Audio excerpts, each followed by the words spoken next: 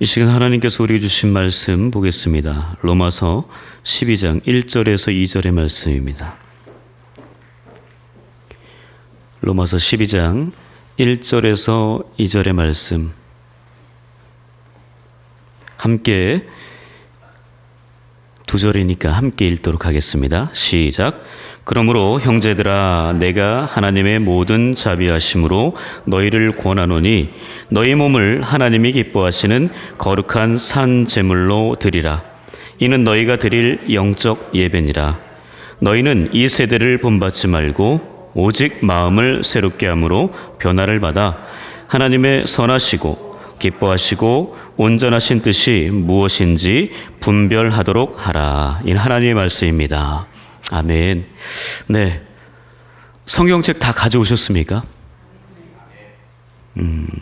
요즘 너무나 좋아져서 다 화면에 띄워주니까 성경책을 안 가지고 다니시는 분들이 너무나 많습니다. 조금 안타까워요. 왜 이 성경책을 안 들고 다닐까? 예배드리러 나오는데 가장 기본이 이거잖아요. 그죠? 네. 이게 누구의 말씀이죠? 하나님의 말씀입니다. 이 말씀, 물론 우리가 다 외우지는 못해요. 그죠? 목사라고 해서 이거 다 외울까요? 네. 아마 이 세상에 없을 겁니다. 네. 바로 너무나 중요한 이 하나님의 말씀, 성경책을 우리가 좀 들고 다녀야 될 것 같아요. 너무나 이 성경 말씀, 이 성경책을 소홀히 하는 것 같습니다. 그러니까 교회에서 서비스가 너무 좋아요. 저는 그래서 가끔은 그 생각합니다. 이번 주는 아무런 영상을 틀지 않습니다. 이런 광고도 저는 제가 할지도 모르겠습니다. 그때는 성경책을 다 들고 오시기를 기대하는 마음이죠. 그 앞에 다 보여주니 찬송가도 안 피고 말씀을 어디 있는지 이 로마서 말씀이 신약인지 구약인지 구분도 안 가고 이런 사태까지 벌어진다는 겁니다. 그렇기 때문에 예배자라면 오늘 제목처럼 거룩한 예배자라면 가장 기본적인 성경책을 가지고 다녀야 할 줄 믿습니다. 우리 옆 사람, 앞뒤 사람에게 인사하겠습니다. 당신이 거룩한 예배자입니다. 네. 참 이 시간, 수요일 날 이 시간 온다는 거 참 쉬운 일 아니잖아요. 그죠? 김포가 저는 몰랐지만 생각보다 출퇴근 시간에 많이 막힌다고 그 이야기를 들었는데 이 자리에 계신 분들 다 백수는 아니시죠? 네. 바로 일을 하시면서 사업장 운영하시면서 그렇게 하나님의 말씀을 사모하기 때문에 바로 오늘 이 자리에 오신 줄 믿습니다. 바로 그 모습이 정말 예배자로서의 아름다운 모습이 아닌가 싶습니다. 그 예배자의 모습, 오늘 본문에서 어떤 사람이 정말 거룩한 예배자의 모습인가, 그 부분에 대해서 함께 말씀을 나눠보고자 합니다. 예배란 무엇인가요? 예배의 정의를 한다면 무엇이라 말씀하시겠습니까? 예배의 정의를 한다면 예배? 이런 거지. 누군가 내 친구가 아니면 동료 또 후배가 뭔가를 물어봐요. 예배가 뭐니? 라고 질문할 때 뭐라고 대답하시겠어요? 저는 이 설교 시간이 저 혼자 얘기하는 시간이 아니기를 바랍니다. 함께 우리 성도들과 운양의 성도들과 함께 호흡하면서 같이 예배를 만들어 가야 합니다. 하나님 말씀 분명히 듣는 거예요. 그러나 반응하는 것도 매우 중요한 예배의 모습입니다. 찬양할 때도 아까 우리 지성 목사님 박수 치면 찬양했잖아요. 박수 치는 것이 반응하는 거예요. 찬양 부르는 것이 입술로 부르는 것이 반응하는 거예요. 바로 그게 올바른 예배자의 모습이다라는 것입니다. 그렇다면 예배의 정의는 무엇이라 말씀하시겠어요? 이건 정답이 틀렸다 뭐 이상한 얘기는 안 하실 거잖아요. 말도 안 되는 얘기는 안 하실 거잖아요. 뭐 예배는 내가 받는 거야. 내가 주인이지. 뭐 이런 얘기는 안 하실 거잖아요. 하시는 모든 말씀들이 다 우리는 기본적으로 너무나 잘 알고 있어요. 바로 이 예배의 정의는 가장 중요한 것은 나를 하나님께 드리는 것입니다. 이 시간 하나님 앞에 드려지는 것이 가장 중요한 예배자의 모습이에요. 하나님께 드려지지 않는다면 그 사람 올바른 예배자 아닙니다. 거룩한 예배자 아니에요. 그럼 이 시간에 뭐하러 나오셨어요? 하나님께 드리기 위해서 나오는 거예요.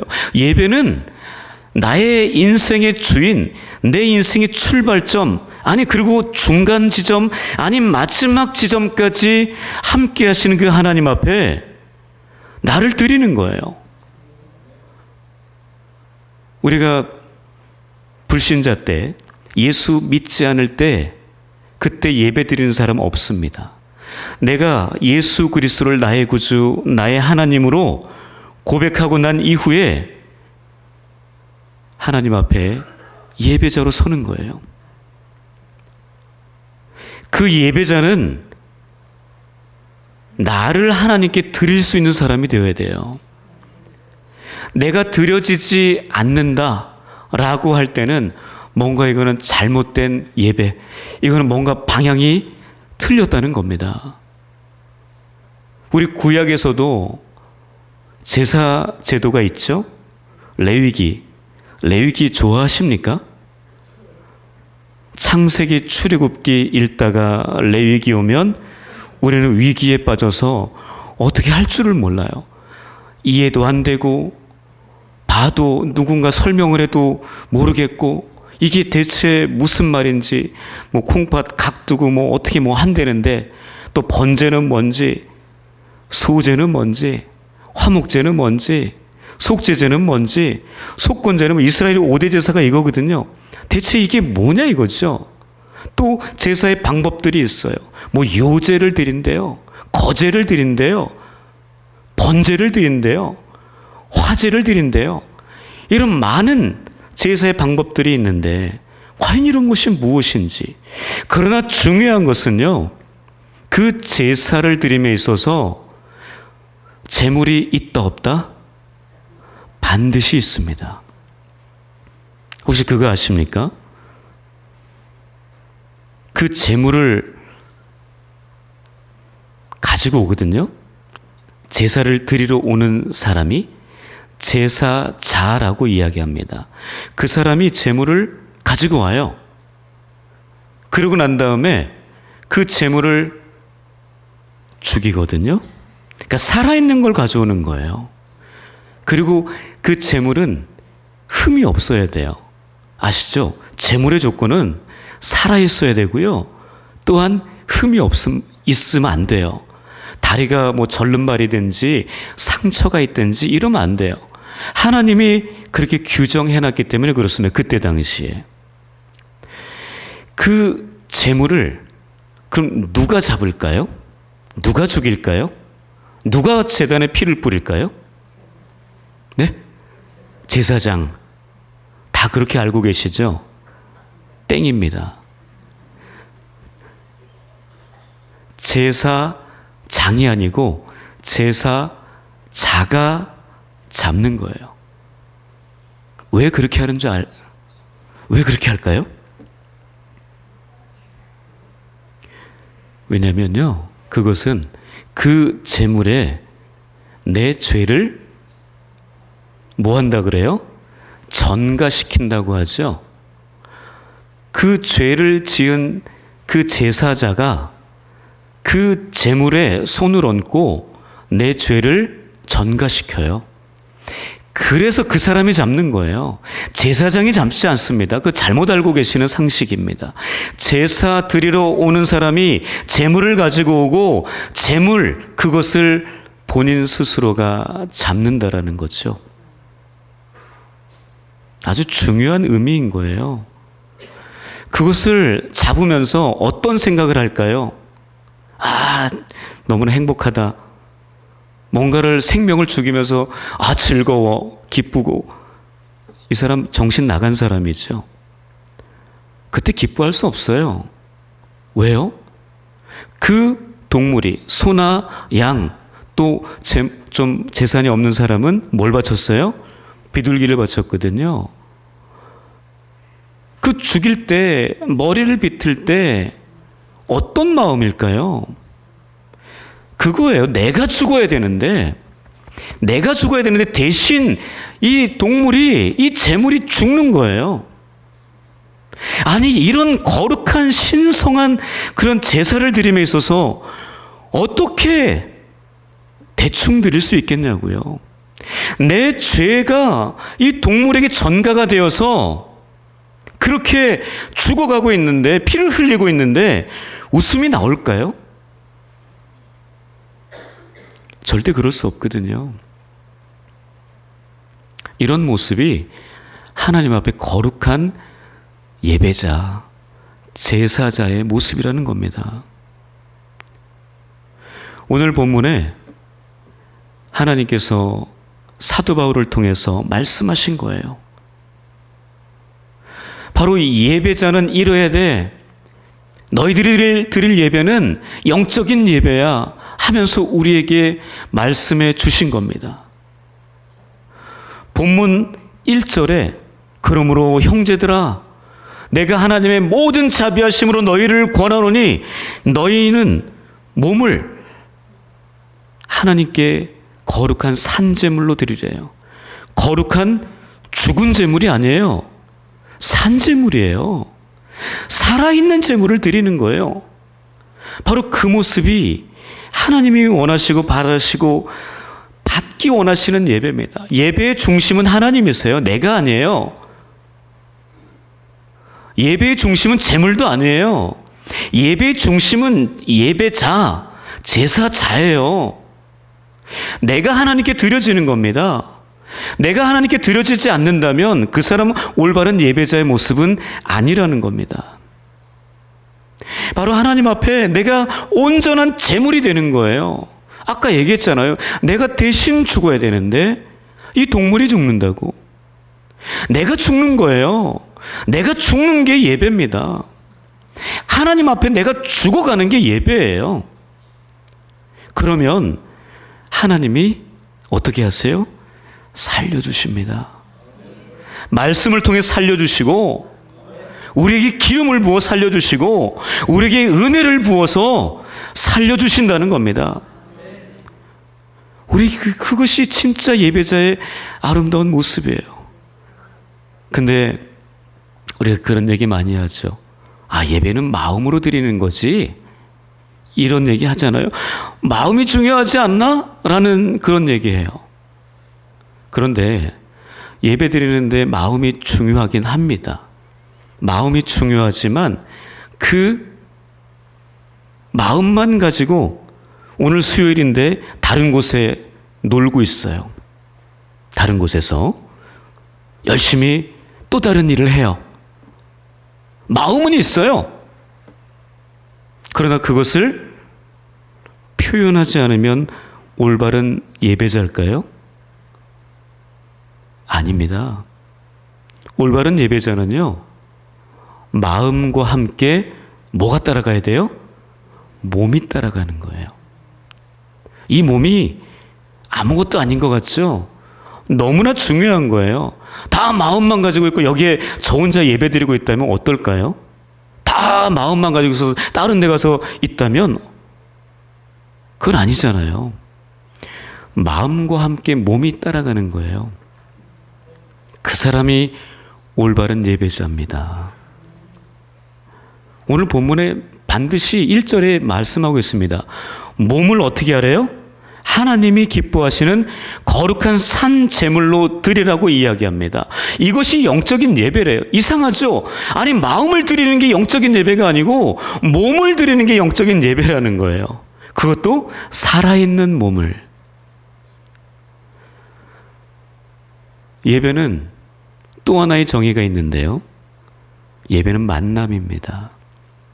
누구를 만나는 거예요?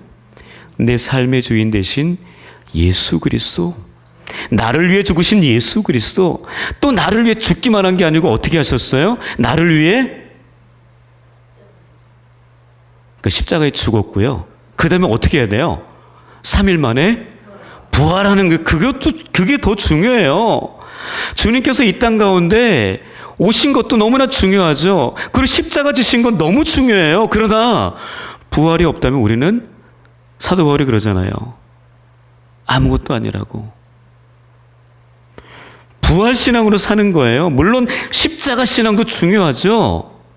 그러나 그 부활이 없다면 우리는 헛것이요, 우리의 신앙생활 아무것도 아니라고 사도 바울이 이야기합니다. 그렇기 때문에 우리는 정말 하나님 앞에 우리의 몸을 하나님께 드림으로 말미암아 하나님과의 만남이, 이 초점이 맞아야 되는 거예요. 눈이 맞아야 되는 거예요. 눈이 맞아야 뭔가 역사가 일어나는 거 아니에요? 지금 살고 계시는, 살을 맞대고 한 입을 덮고 사시는 귀한 분들, 배우자, 눈 맞아서 그런 거 아니에요? 눈 안 맞았는데 그렇게 같이 사시나요? 그거 쉽지 않습니다. 지금은 너무나 오래돼서 눈 맞추기도 싫습니까? 때로는 부담스럽기도 하시죠. 네. 그러나 하나님께 초점을 맞추십시오. 하나님께 시선을 맞추세요. 하나님 만나는 거예요. 바로 그것이 예배입니다. 그런 예배를 우리는 드릴 줄 알아야 돼요. 그냥 수요일이니까, 아휴, 이거 어떻게 하나, 그냥 내가 장로인데, 내가 권사인데, 안수집사인데, 내가 가야 되나 말아야 되나. 뭐 누구 보여주러 오십니까? 목사한테 얼굴 보여주러 예배 오십니까? 다른 사람 눈치 보여서 예배 오신다면 그거는 하나님이 기뻐하는 예배 아닙니다. 본인의 만족은 할 수 있어요. 내가 예배 드렸다. 본인 만족, 그걸로 끝이에요. 하나님의 은혜 기대할 수 없습니다. 하나님의 축복 기대할 수 없어요. 하나님을 제대로 만나는 예배가 우리 안에 펼쳐질 때 하나님께서 준비하시고 성경에서 말씀하시는 모든 은혜와 축복들이 우리 삶 속에 흘러 들어오게 될 줄 믿습니다. 그런 예배를 드리는 거예요. 껍데기 예배 드리지 마시고, 자기 만족을 위한 예배 드리지 마시고, 하나님을 위한 예배, 하나님을 만족시키는 예배, 하나님을 기쁘시게 하는 예배, 하나님이 너무나 좋아서 나의 모든 것을 올려드리는 그런 예배, 바로 그 예배를 하나님은 우리에게 기대하신다는 겁니다. 우리 옆 사람 다시 한번 인사할까요? 하나님의 당신의 예배를 기대하십니다. 네. 그것이 바로 영적인 예배예요. 이 자리에 나오니까 눈이라도 마주치고 손이라도 잡아주고 이렇게 좋은 만남을 갖는 거 아니겠습니까? 마음만 있다면 안 되는 거예요. 아무리 좋아하고 사랑해도 마음을 표현하지 않으면, 만나지 않으면 역사는 일어나지 않습니다. 예배는 나를 하나님께 드리는 것이고, 예배는 하나님을 만나는 것입니다. 제대로 하나님 만날 수 있기를 축복합니다. 제대로 만나지 못하면 엉뚱한 행동합니다. 인간적인 모습만 보는 거예요. 교회가 뭐 이래? 성도들이 왜 이러는 거야? 하나님을 제대로 만나지 못하면 그런 판단을 하고 있어요. 우리는 판단하라고 하나님께 부름받은 사람들이 아니거든요. 다른 사람들 판단하지 말고 자기 자신을 돌아보는 거예요. 말씀은 거울이라고 이야기합니다. 왜요? 말씀은 창문이 아니에요. 말씀은 거울입니다. 누굴 보라고요? 나를 보는 거예요. 말씀 보면서 이 말씀 저 장로가 들었어야 되는데, 이 말씀 저 권사가 들었어야 되는데, 봤어야 되는데, 요거는 굉장히 잘못된, 하나님을 제대로 만나지 못한 예배자의 모습이에요. 말씀을 통해 나를 보는 겁니다. 나를 봐야지 자꾸만 다른 사람을 생각한다면 빨리 하나님께 기도하십시오. 끊어달라고, 그것을 제해달라고 기도할 수 있기를 바랍니다. 그리고 2절에 보시면은요, 너희는 이 세대를 본받지 말래요. 올바른 예배자는요, 이 세대를 본받지 않습니다. 하나님 말씀이 육신이 되어 이 땅 가운데 오신 예수 그리스도를 본받는 거예요. 그 사람이 진짜 예배자예요. 자꾸만 세상 것들 쫓아다니면서 그 세상에 함몰되어서 그 세상 사람들과 어떻게 하면 어깨를 나눌까, 어깨를 견줄까. 그 사람이 올바른 예배자가 아니고 하나님 말씀 앞에 조용히 묵상하면서 그 말씀대로 살아내기 위해서 애를 쓰면서 예수님이라면 어떻게 하셨을까? 하나님 말씀에 이런 말씀이 있는데 나는 어떻게 살아야 할까? 고민하고 갈등하고 그 말씀과 씨름하는 거예요. 그래서 그 말씀을 본받는 거예요. 예수님이 이런 행위를 하셨네? 예수님이 이런 말씀을 하셨네?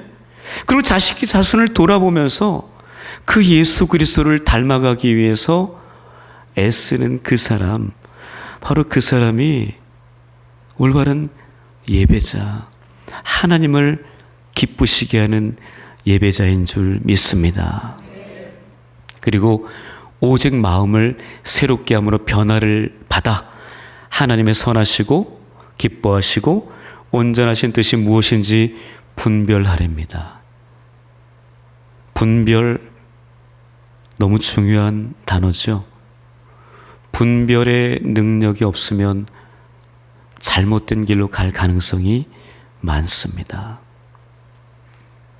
분별의 능력이 없으면 이단 사설에 빠져 엉뚱한 시간 낭비, 인생 낭비, 삶을 송두리째, 가정에 완전 파탄 나게도 하는 거 많이 보시지 않았습니까?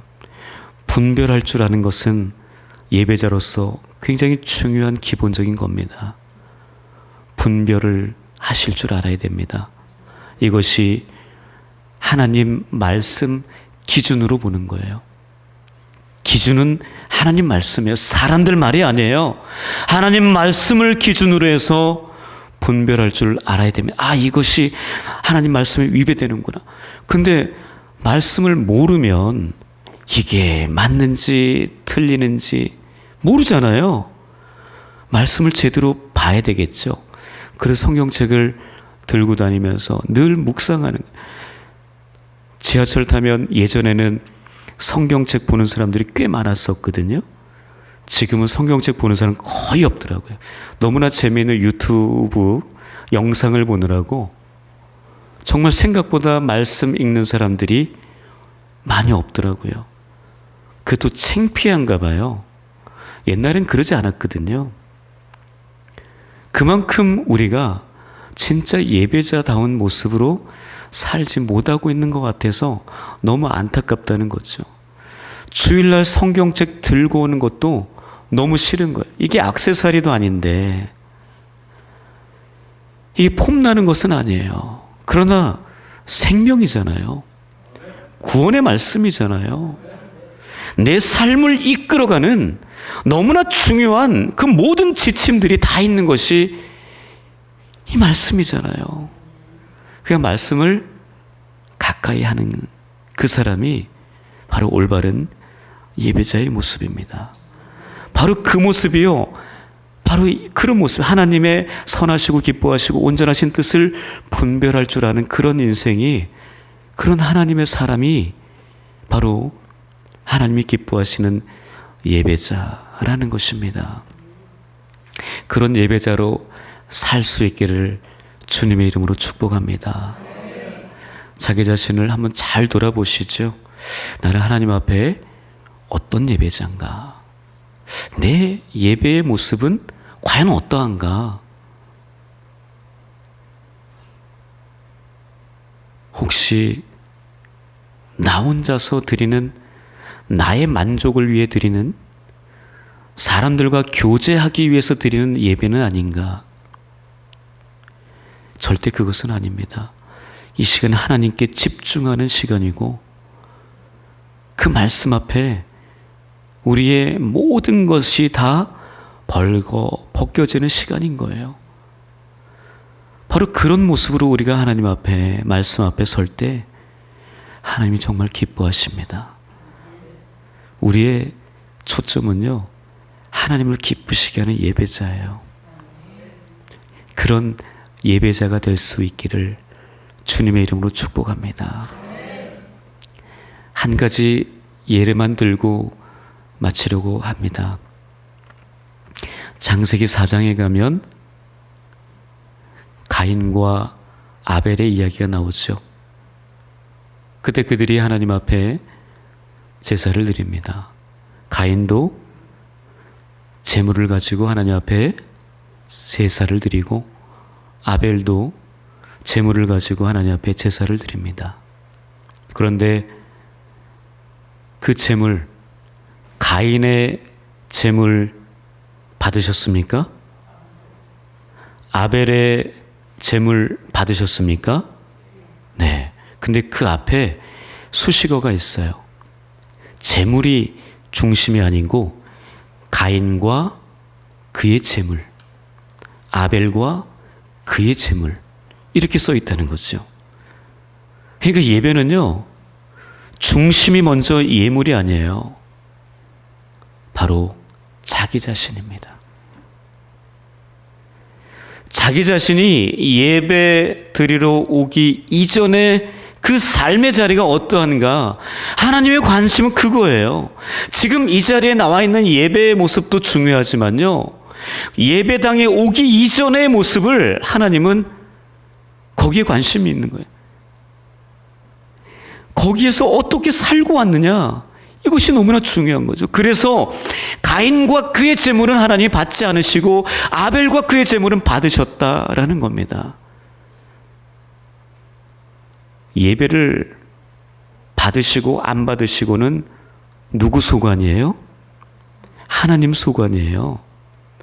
내가 정말 하나님 열심을 다해서 최선을 다해서 거룩한 예배자의 모습으로 예배를 드렸는데 왜 내 예배는 안 받으십니까? 우리 피조물이 항변할 수 있습니까? 그거는 대드는 거예요. 그거는 교만한 겁니다.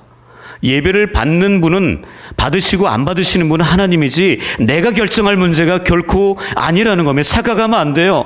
내가 예배를 드렸다고 해서 하나님이 다 받으셨다? 아닙니다. 예배를 하나님이 안 받으실 수도 있다라는 거예요. 내가 이 자리에 동일하게 예배를 드리고 있지만, 가인과 아벨도 동일하게 예배를 드렸지만 누구의 예배는 받고 누구의 예배는 안 받을 수 있다는 것이 성경에서 말씀하고 있습니다. 어떻게 보면 시간 낭비일 수도 있고요. 가인 나름대로 열심히 제물을 준비해서 하나님 앞에 드렸지만 하나님이 받지 않으시자 그의 안색이 변했다라고 이야기해요. 안색이 변한 거는 어떠했다는 거예요? 성질났다는 거죠. 화났다는 이야기 아닙니까? 여러분, 합당합니까? 하나님께 성질내고 화내는 거 합당한가요? 그게 피조물의 예배자의 모습인가요? 그러면서 하나님께서 말씀하면 네가 안색이 변하면 어찌함이냐. 죄가 너의 문 앞에 엎드려 있느니라라고 이야기하십니다. 그러니까 이 가인은요, 늘 그 죄 가운데 살아왔던 거예요. 그 삶의 자리가 예배 드릴 때는 모르지만 그 이전의 삶의 자리가 늘 그 죄 가운데 빠져서 살았던 거예요. 그래서 그 죄가 너의 문 앞에 지금 놓여 있다는 거예요. 네 앞에 있다는 거예요.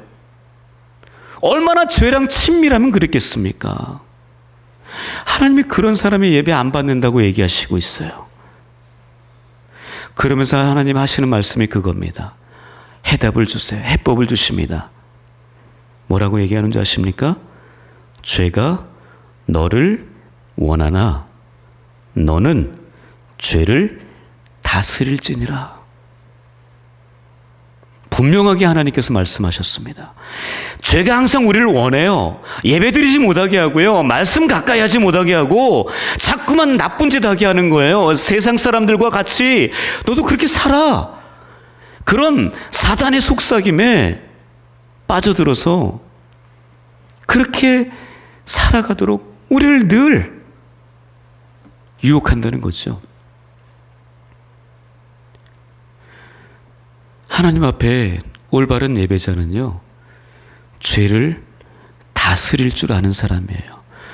여기서 저를 포함해서 여기 계신 모든 분들 죄 안 짓고 사십니까? 오늘도 죄 짓고 오셨잖아요. 짜증내고 성질내고 다른 사람들에게 함부로 하고 가슴 아프게 하고 때로는 하얀 거짓말이라고 하면서 거짓말로 살짝 섞고 또 말로는 안 하지만 행동으로 표현 안 하지만 생각으로 죄 짓기도 많이 하잖아요. 그런 죄의 모습들이 항상 우리 주변에 도사리고 있습니다. 그래서 그 죄가 우리를 원해요. 이게 인간이에요. 그러나 그 죄가 나를 원하지만 죄악 가운데 나를 유혹하지만 그 죄에 빠지도록 나를 시험하지만 어떻게 해야 돼요? 너는 죄를 다스릴지니라. 이게 올바른 예배자예요. 죄를 다스릴 줄 알아야 돼요. 그 죄를 다스리지 못하면요, 그 죄와 함께 망하는 거예요. 그 죄와 함께 하나님 가까이 하지 못하고 더 멀어지는 거예요. 그런 인생 살지 않기를 축복합니다. 우리는 죄를 다스릴 줄 아는 예배자가 되어야 합니다. 그런 예배자 꿈꾸십시오. 그런 예배자 우리 모든 운양의 성도님들이 될 수 있도록 옆에서 기도해 주세요. 일단은 내가 먼저 그 죄를 다스릴 줄 아는 그런 예배자, 하나님 중심의 예배자, 하나님 말씀으로 살아가는 예배자, 나를 하나님께 드릴 줄 아는 예배자, 하나님의 말씀의 그 뜻을 분별할 줄 아는 예배자, 그 분별력으로 세상을 그렇게 벗하며 사는 인생이 아니라 하나님과 벗하며 믿음의 사람들과 함께하면서 그들을 도와주고 그들을 섬기고 그들에게 올바른 그리스도의 향기를 보낼 줄 아는 그런 사람들, 바로 그런 예배자로 우리가 살아낼 수 있다는 거죠. 어떻게 사시겠습니까? 이제 오늘 수요일입니다. 목요일. 우리 금요기도회 있죠, 이번 주? 예. 그 다음 주에 금요기도회 나오면 이 자리가 있을까요, 없을까요? 네, 아직 잘 모르시겠죠? 다음 주는 금요기도회 없어요. 네. 예배 너무나 중요합니다. 내가 예배를 제대로 잘 드리지 못하면 한 주를 제대로 살아갈 수 없어요. 돈으로 사는 거 아닙니다. 물질, 권력으로 사는 거 아니거든요. 예배를 통해 말씀으로 살아내는 겁니다. 금요일까지, 내일 하루, 그리고 금요일 저녁에 우리 모이니까 거의 꼬박 이틀이거든요. 그 이틀 진짜 올바른 예배자로 한번 살아보십시오.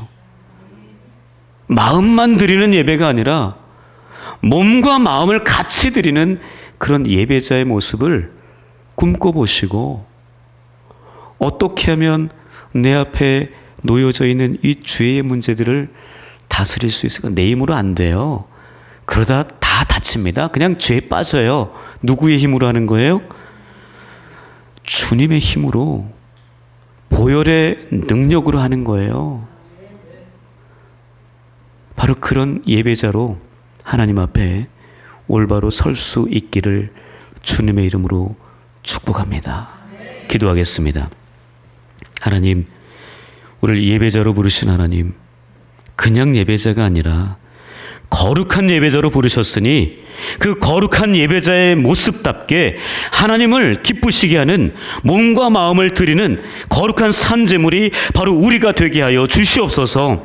하나님, 우리의 마음을 변화시키는 것은 세상이 아니라 오직 하나님의 말씀인 줄 믿사오니 말씀대로 살아내는 예배자가 되게 하여 주옵소서. 그 말씀이 내 안에 살아 역사하셔서 분별력을 가지고 이 세상 앞에, 많은 세상 사람들 앞에 당당하게 살아갈 수 있는 예배자가 되게 하여 주시옵소서. 하나님이 기뻐하시는 예배자, 하나님 마음을 행복하게 해드리는 예배자, 그런 예배자가 되게 하여 주시옵소서. 무엇보다 내 앞에 놓여져 있는 그 죄를 다스릴 줄 아는 그런 예배자를 꿈꾸게 하여 주시옵소서. 감사하며 살아계신 예수님의 이름으로 기도합니다. 아멘.